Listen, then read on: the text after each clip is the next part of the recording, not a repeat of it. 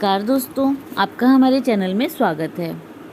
दोस्तों, आज हम जानेंगे कि प्रातःकाल की कौन सी क्रियाएं बनाती है जीवन को सुखी और सफल। जीवन जीना समय को ढोना नहीं बल्कि एक कला है। जीते तो सभी है, पर जिसने अपना जीवन सार्थक बना लिया उसी का जीवन सही मायने में जीना है। प्रातःकाल सोकर उठते समय यदि कुछ छोटे छोटे उपाय कर लिए जाए तो मनुष्य सुख, शांति और स्वस्थ जीवन प्राप्त कर सकता है। तो जानिए, विभिन्न समस्याओं के समाधान के लिए प्रातःकाल किन देवताओं का स्मरण करना चाहिए।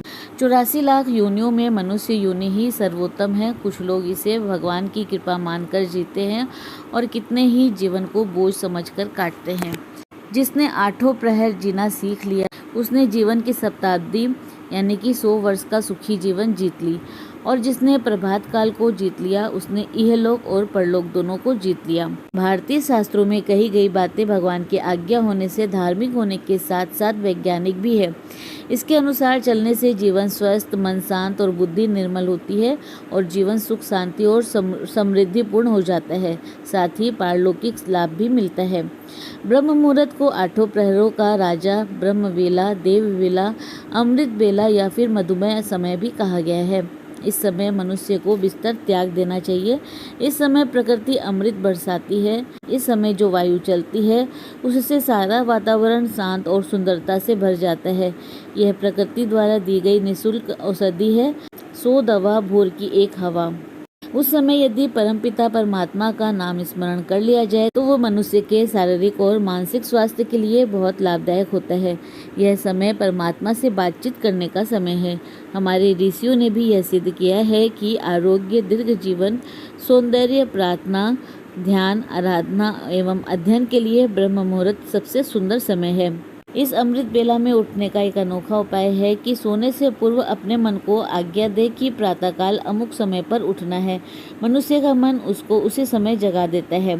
आयुर्वेद में कहा गया है कि प्रातःकाल उठने से सौंदर्य, धन, विद्या, बल और तेज बढ़ता है। प्रातःकाल उठते ही सबसे पहले दोनों हथेलियों का दर्शन करते हुए यह श्लोक बोलना चाहिए। कराग्रे वस्ते लक्ष्मी, कर मध्ये सरस्वती, कर मूले स्थितो ब्रह्म, प्रभाते कर दर्शनम। कराग्रे वस्ते लक्ष्मी, कर मध्ये सरस्वती, कर मूले तु गोविंदम, प्रभाते कर दर्शनम। इस श्लोक में धन की देवी लक्ष्मी, विद्या की देवी सरस्वती तथा कर्म के अधिष्ठाता गोविंद की स्तुति की गई है। इस मंत्र का आशय है कि मेरे हाथ के अग्रभाग में लक्ष्मी, मध्य भाग में सरस्वती तथा मूल भाग में गोविंद निवास करते हैं।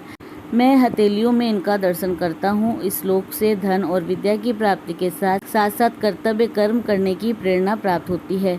हम अपने विवेक शक्ति से सदैव सत्कर्म करते रहे। कर दर्शन करने का आशय ये भी है कि प्रातःकाल उठते ही मेरी दृष्टि कहीं और न जाकर अपने ही हाथों में देवताओं का दर्शन करें, जिससे कि दिन भर मेरे में सद्बुद्धि बनी रहे और मेरे द्वारा कोई बुरा कार्य न हो।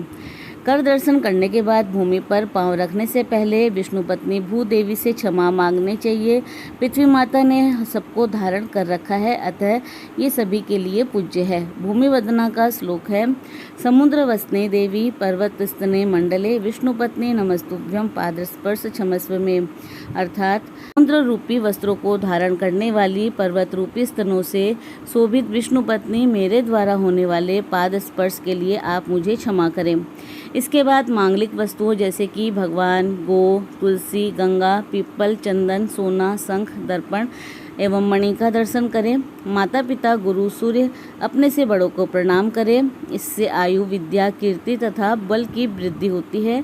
वृद्ध पुरुषों के पैर छूने से उनके शरीर की विद्युत शक्ति का प्रवेश पैर छूने वाले व्यक्ति के शरीर में हो जाता है, जिससे वृद्ध पुरुषों के ज्ञान और सद्गुण पैर छूने वाले व्यक्ति में आ जाते हैं। त्रिदेवों के साथ ही नवग्रह का स्मरण करें। ब्रह्मा मुरारी त्रिपुरांतकारी, भानु शशि भूमि सतो बुधस्य, गुरु शुक्र शनि राहु केतवः, कुर्वन्तु सर्वे मम सुप्रभातम। अर्थात ब्रह्मा, विष्णु, शिव, सूर्य, चंद्रमा, मंगल, बुध, बृहस्पति, शुक्र, शनि, राहु और केतु, इन सभी का स्मरण करते हुए प्रार्थना करें कि सभी मेरे प्रातःकाल को मंगलमय करें। प्रातःकाल में यदि मनुष्य विभिन्न देवताओं का नाम स्मरण कर लेता है तो वह जीवन की विभिन्न परेशानियों से उबर जाता है। जैसे कि रोग नाश के लिए रोज सुबह सोमनाथ, वैद्यनाथ, धन्वंतरी तथा दोनों अश्विनी कुमारों का नाम स्मरण करना चाहिए। सौभाग्य की वृद्धि के लिए उमा, उषा, सीता, लक्ष्मी तथा गंगा, इन 5 नामों का प्रातःकाल पाठ करना चाहिए। संकट नाश के लिए भगवान शिव, भगवान विष्णु, हरिश्चंद्र, हनुमान जी तथा बलराम जी का सुबह नाम स्मरण करना चाहिए। अकाल मृत्यु से बचने के लिए एवं दीर्घायु के लिए 7 चिरंजीवी अश्वत्थामा, बलि, वेदव्यास, हनुमान, विभीषण, कृपाचार्य और परशुराम तथा मार्कंडेय जी का स्मरण करना चाहिए। घोर बाधा से मुक्ति के लिए राम, लक्ष्मण, सीता, सुग्रीव तथा हनुमान जी, इन 5 का रोज सुबह नाम लेना चाहिए। घोर पापों के नाश के लिए प्रतिदिन और संध्या के समय 12 ज्योतिर्लिंग का नाम लेना चाहिए।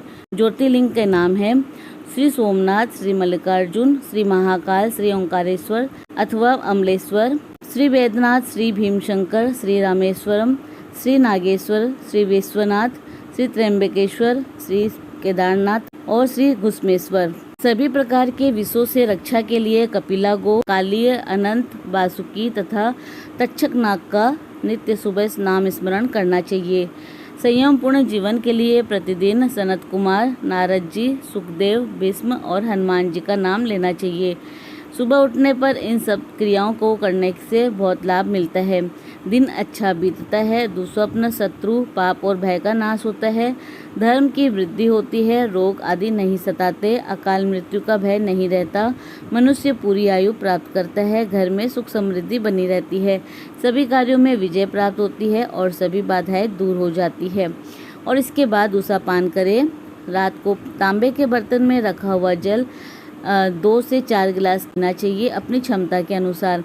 इससे कफ, वायु और पित्त त्रिदोष का नाश होता है, पेट के विकार दूर हो जाते हैं और बुढ़ापा मनुष्य के पास नहीं फटकता। बवासीर, प्रमेह, सिर की पीड़ा आदि रोग दूर हो जाते हैं। प्रातःकाल खुली, ताजी और शुद्ध हवा में अपनी शक्ति के अनुसार फिर टहलना चाहिए और व्यायाम और योग आसन करना चाहिए। स्वस्थ रहने का अर्थ है अपने आप में स्थित होकर शांत और प्रसन्न रहना। जीवन जीना समय को ढोना नहीं बल्कि एक कला है। जीते तो सभी है, पर जिसने अपना जीवन सार्थक बना लिया उसी का जीना सही मायने में जीना है। अगर आपको वीडियो पसंद आए तो अपने विचार कमेंट बॉक्स में अवश्य दें और इसी प्रकार रोचक जानकारी के लिए हमारे चैनल को लाइक, शेयर व सब्सक्राइब करें। हमारे चैनल में विजिट करने के लिए धन्यवाद।